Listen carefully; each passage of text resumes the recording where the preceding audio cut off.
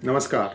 Today is July the 13th, Tuesday, and welcome to Daily Global Insights with Sree and Sree. And this is episode 202. In global news, Japan nears homegrown vaccine with Daiichi Sankyo phase 3 trials. Taiwan probes possible COVID outbreaks in TSMC, otherwise known as Taiwan Semiconductor Complex Company. And welcome to PGurus channel, sir. And your thoughts on Japan's vaccine solution? Good morning to everybody on this cloudy day here. Well, I think Japan is recognizing the fact that it cannot be reliant on just vaccines being imported. It needs to manufacture its own vaccines, but it also needs to be augmentative and supportive. It seems to be, lending a big hand to Taiwan in lieu of various things that is going on. So it's a very positive development. Taiwan is actually probing the COVID outbreak in TSMC, Taiwan Semiconductor Manufacturing Complex, as you rightly said. The reason it's very important is that you are beginning to see this. There was a discussion by, I think, Mr. Money in one of the fireside chats about how these things can be manually triggered. If you go back in one of the DGIs, we had talked about in Vietnam, the Samsung factory became the vehicle or the venue for spreading. So there's something funny that they are choosing factories and complexes, which is very, very pivotal, but at the same time has a large pool of population. And you're beginning to see this vaccine being targeted. So it's very interesting. I don't want to draw any conclusions, but the data is too much correlative. 200 plus Hong Kong pro democracy lawmakers quit local councils. Laos deepens reliance on China for key projects. Now, Laos is adjacent to Thailand and Cambodia, isn't it, sir? Correct, correct. So this Cambodia, Laos, coming from the historical communist regimes, have been easily absorbed and taken into stride by China.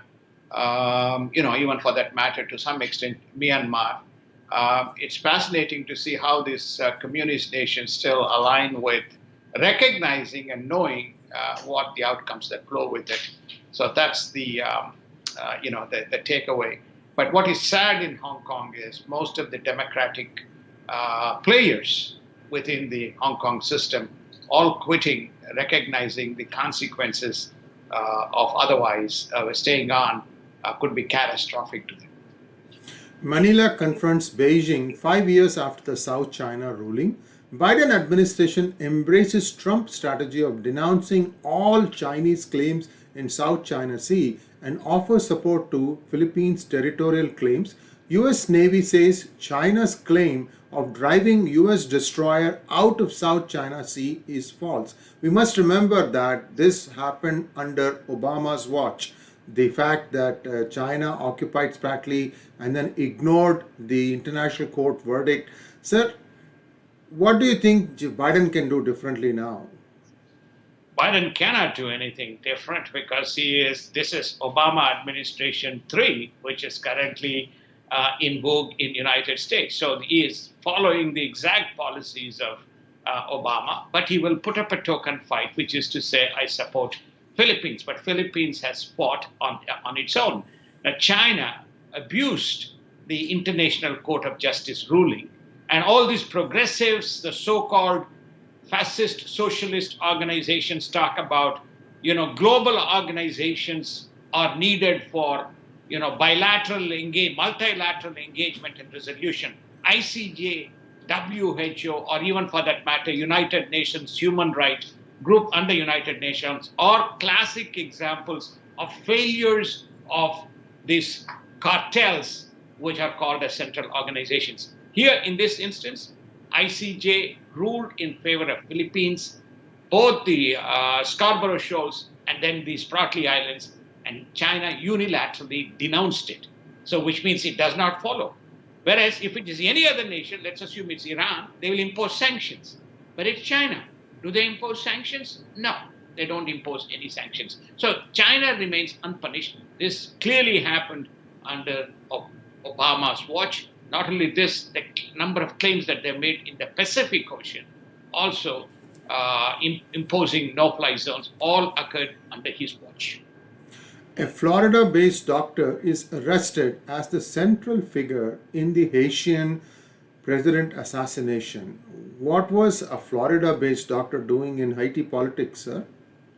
The story is that he's a Haitian, in whether he's in exile or whether he's got vested interests, we don't know. He's one of these high flying guys who had his own private plane, etc. So he's supposed to have been in touch with some of these people. And that's, more information will come out, but it seems to have happened. And there are probably few other people, citizens of Haiti, Haitian citizens who are now American citizens living out of Florida. By the way, there's a large concentration of Haitians living in Florida. So I'm not saying it's not a surprise, but this event is very unfortunate that it has happened from here. EU governments approve plan and investment strategy to develop a counter to China's Belt and Road strategy and counter Beijing influence. The Dutch president apologizes for lifting COVID-19 sanctions too soon. French president to outline a plan to combat COVID-19 as Delta variant cases rise. So to your point that these things seem to be coming from specific locations and then spreading wildly, I think it lends credence to what I think you mentioned about a fireside chat that I had with Mr. RVS Money, where he had clearly pointed out a location in Pakistan as having a satellite office of viruses, virology, and from where he suspected that the Delta variant started in Mumbai's Dharavi slum. Sir, this is getting really, really scary, and the world needs to take notice and take some action, isn't it? The world needs to, take cognizance of the fact and, get to the root cause of the problem and the source and origin of these viruses and their, wild and catastrophic, spread around the world. It doesn't seem to stop. They're coming in spasms. So how long this is going to continue, nobody knows. But nobody wants to get to the source. There's no consensus. There's a lot of statements.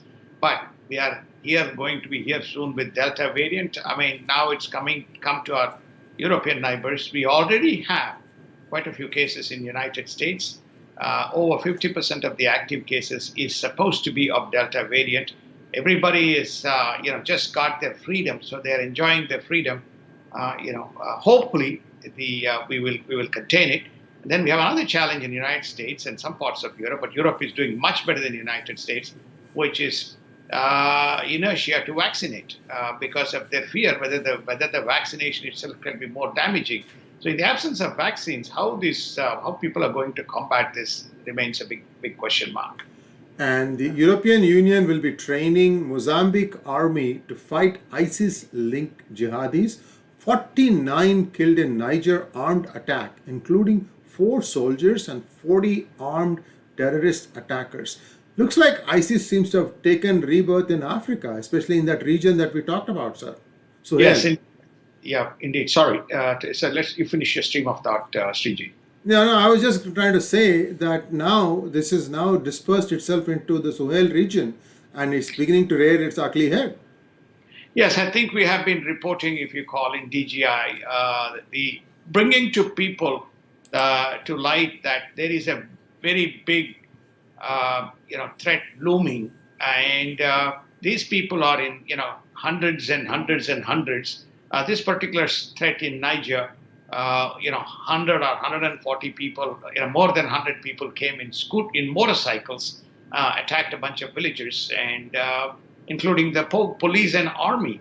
And so you have that. Then you go to Mozambique, and then you have again a version of ISIS, working with the supportive forces and fighting the government. Then we talked about the Central African region. We talked about Tanzania. We talked about South Sudan. We talked about Burkina Faso. We talked about Algeria region. So you're beginning to see now. We are painting a picture of this Sahel region, spreading from east to west, north to south. Then you have Somalia up, going all the way into Djibouti area. So you're beginning to see this whole polarization.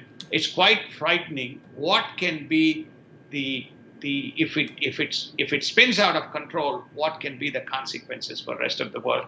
And we have already talked about the three I's, the confluence of Israel, Iran, and Iraq, where there's a fair amount of activities taking place. If we just flip across to the other side, then you have Yemen, where you have the Houthis and other kinds of people. So we have a lot to contend with, and then now we have Afghanistan also, coming into the picture today. As we haven't reported here, but as we came into the program, Taliban has said that it has never shrunk its relationship with Al Qaeda, and neither made a statement that it has broken off. And in India news, as China deploys the S-400 defense shield over Indian border, India sets to buy the same despite possible US sanction threats. Now there are people who are saying that India will be calling US's bluff and that US will not be imposing any sanctions. I don't know what logic they are basing this reasoning. Your thoughts, sir? I think first and foremost, India needs to take care of its defense and security needs. Rest of the stuff can come later. Okay, so India has got 1.4 billion people, and it has to use all equipment and all capabilities that are required to defend itself. Rest of the stuff, I am sure it can take care as the situation develops, rather than being speculative about it. And made in India, HAL to deliver first batch of light combat helicopters to the Indian Army. Indian domestic companies commit more than 200 crores towards manufacturing IT hardware as part of the PLI program. So let's take a quick look at this. India does not have the raw materials for many of the IT. I mean, they still have to source the components from like China and Taiwan, isn't it?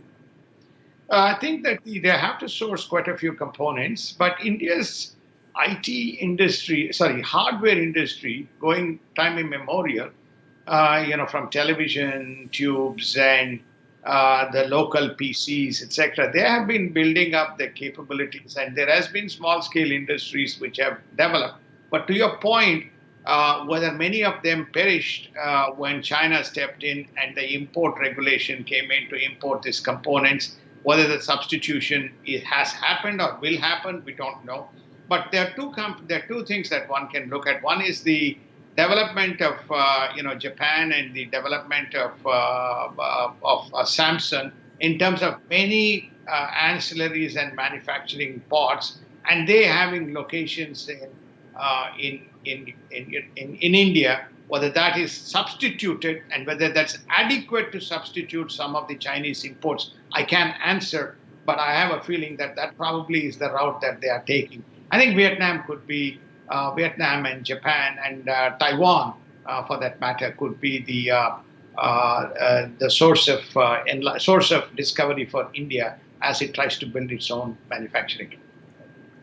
Retail inflation falls marginally in May as industrial production rises by 29.3% on low base effect.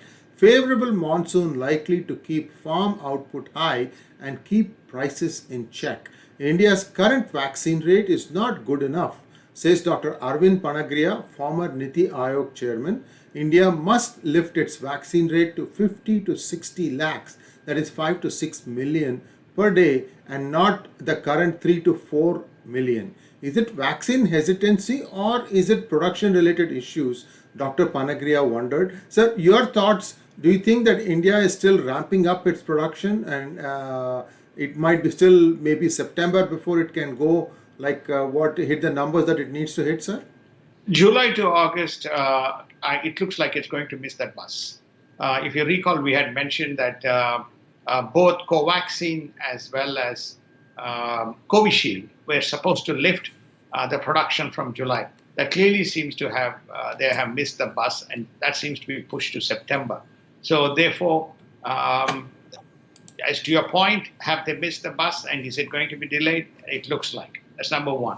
Number two is there's enough vaccines available. Every day you can look at the report, there's enough vaccines at any given point of time. There's close to about 18 to 20 million vaccines available. Clearly, some states are not towing the line and creating the distribution and vaccination centers to lift the vaccine rates. So that's also equally vital. Whether there is hesitancy, I don't believe in India there is hesitancy. There's definitely hesitancy in United States and some of the developed nations. In India, there is an anxiety to get vaccinated to mitigate. So I think India has to lift the game, particularly around establishing more distribution centers and more vaccine melas, as they call it, to get the rates up. And let's take a look at United States related news. White House urges states to use COVID funds to fight crime. An amazing statement in itself, having supported defund police and trying to enact policing laws from the House. Biden government appears to have lost it. This is really, really disturbing news. I mean, you have money apportioned for one, and they're trying to take it and apply it to something else. How can how can the federal government be suggesting something? This is really, really concerning, sir. Well, we're in July. The allocation for healthcare spending was roughly about 662 billion out of the $6 trillion, right? Roughly $6 trillion, if you recall. Of which they have spent $348 billion. Okay? They have got close to another $314 billion left. So Biden eyes it and says, take that money and spend it. Okay? Take the money. And you have the money and you can spend it. First, they would do what they call defund police because to help the communities. Now what they're saying, refund using healthcare budget. That's why we have enough cushion. So it brings to bear the Republicans' question, how accurate and how good these fiscal stimulus programs are in terms of allocations made. Is it a pie in the sky approach? Is it a rule of thumb approach? Or is it really quantitative in terms of allocation of the budgets? It doesn't seem to be. So therefore now Mr. Biden himself is saying, well, he's not saying, we are saying the numbers. He's not saying there's a $314 billion left. Even if you take $100 billion for the rest of the year, you have still plenty of money. You can take that money and send. Not a very good, practice from if you are running a business. But that's Mr. Biden. And Representative Clyburn wants defund the police, a chokehold around the Democratic Party. DeSantis says disrespected police officers can relocate to Florida. Wow. That is something else. At least one state acknowledges the contribution of the police officers. I'm glad, even if it is just a token statement, that it did come, sir. I think we need to respect all our law bodies and fire station firefighters, everyone. They all are deserving and worthy of respect. And this defund does not make sense to me, sir. It doesn't. I think they've recognized it, and they suddenly realized they need protection, but it's probably, as you say, the horse has left the stable. DeSantis has been outstanding in terms of what he's doing in Florida. Same with Abbott, who has been doing outstanding job in Texas. These are the two states which are fairly visible and vocal. Of course, Arizona has been as well fairly active in terms of some of the other stuff that they're doing. But to come back to your point, he's basically saying, if we need more law enforcement, we respect what you have done and we want you here. Remember, Santis also sent people to the border to protect against the crime and other types of activity on the surges that has been going on for some time. Illegal immigrant surges, this is. And Biden to lay out a moral case for opposing GOP voter law, says Jen Psaki, the White House press secretary. Texas Democrats plan walkout to block GOP's election overhaul bill, says party chairman, since 51 of them have flown to Washington, D.C. This is ridiculous. This is just like India, where they'll take a bunch of MLAs and house them from one state to another state because they think that these guys might be purchased. Court mulls whether to sanction Linwood and Sidney Powell as the judge heard arguments both for and against the sanctions. U.S. federal judge Linda Parker, an Obama nominee, was hearing the case in King et al. Versus Whitmer et al. So we have very interesting situation. First, I want you to tell our viewers about these 51 congressmen of Texas state who are trying to make sure that the quorum is not there to pass the laws. It's very interesting. This looks like when I look at 2020, the whole development and evolution of 2020, um, and then and what's happening since. Very much the playbook of Democrats looks like the Congress Party of India. The Congress Party of India, or even the political system in India. I'm not suggesting BJP or communists don't do. They all do something similar. Take the whole horde of people in buses, park them somewhere, and and then make them turn up before the governor on the day of the what you call the count is taken. Here, what they have done, 58 of them have taken a plane. In fact, it's very nicely photographed and shown. Many of them wearing no masks, right? And yes, Mr. Biden says, people have to be careful, wear masks in a collective, not in an open setting, but in a collective setting. 58 of them have gone. So it basically brings to question, does Democratic Party believe in democratic norms, or they use judiciously according to their own whims and fancies? So to break the quorum, they want to leave. So the question that is open to the Texas, the senators is whether to ban these people, whether they use Texas Constitution, local state constitution to ban these people because they have failed to discharge. Apparently, there's a clause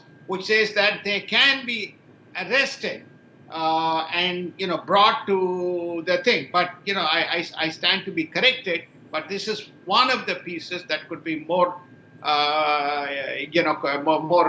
what I call as extremist view in terms of whether that is the case in the Constitution. I don't know. But if you are in the country and if you are in the state, then on the day when special session has been called, you quit. It just is it's amazing. Whereas on the contrary, in the federal House and Senate, they're using one seat majority, which is the vice president, to push the laws. When there's a filibuster, what they do is when they cannot apply when they cannot get away from the filibuster, then they're using what we call as the reconciliation bill and executive action to get things done. So what Democrats are telling us is that they will use any and every method that is at the disposal to get to what they want to achieve, come what may. So I don't know. This is going to be very interesting what's going to happen and what's going to come out in Texas. And White House pushes for Green New Deal measures through budget reconciliation process. The unemployed Oklahomans can return to work with a $1,200 back to work incentive. This is now just mind-boggling. There are genuine businesses who are not getting funded. They're all closing shop. A very, very interesting state of affairs in California. Let's talk about it at a different time. But your thoughts on what is happening in Oklahoma, sir?